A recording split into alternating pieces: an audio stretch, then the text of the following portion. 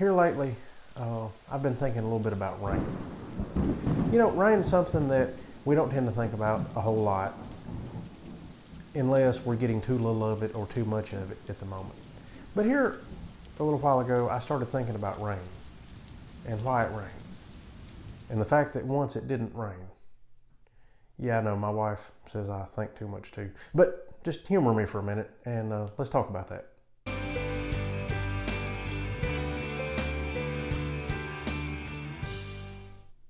Think about something. It hasn't always rained. As far as we know, the Great Flood in Genesis is the first time it rained.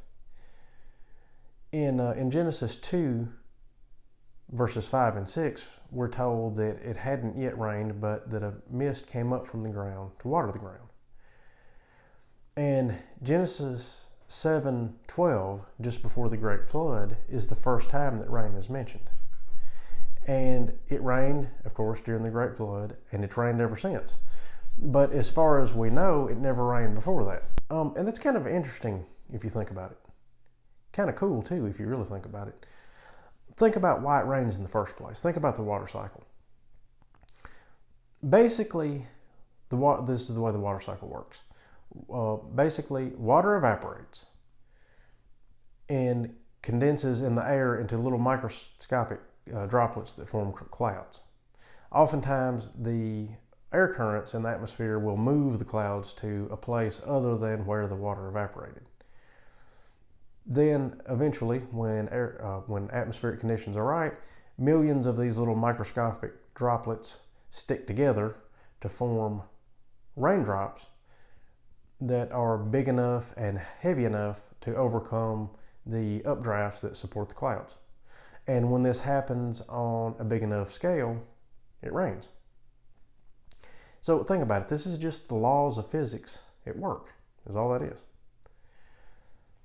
And think about something else here. Before the flood, there was gravity, there were air currents, there was water, there was an atmosphere, there was everything needed to make the water cycle work, and yet apparently it did not work. And as I've just said, the water cycle is basically just the laws of physics at work. So apparently, before the flood, the laws of physics were at least slightly different. In order to cause the Great Flood, and in order to make possible all of the rain that has happened since, God apparently changed the basic laws of physics, if only slightly. And that's pretty awesome to think about. The laws of physics, the basic laws of physics, are, so far as we know, constant throughout the universe. They are, in fact, what makes the universe work the way it does, right down to the smallest detail. And we serve a God that is so awesome that He can change those basic laws of physics just by thinking about it to serve His purposes. Intellectually, I already knew that, of course, but to me it's pretty awesome to think about such a simple but yet such an awesome demonstration of His power. In something just as simple as what causes the rain. And if you think about it, His power and His glory are evident all around us in everything. In something as simple as just a raindrop.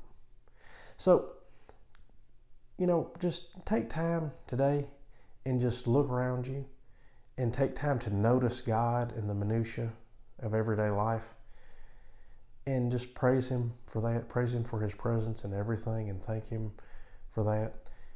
And, it's amazing what He can do in your heart through just such a simple act of worship.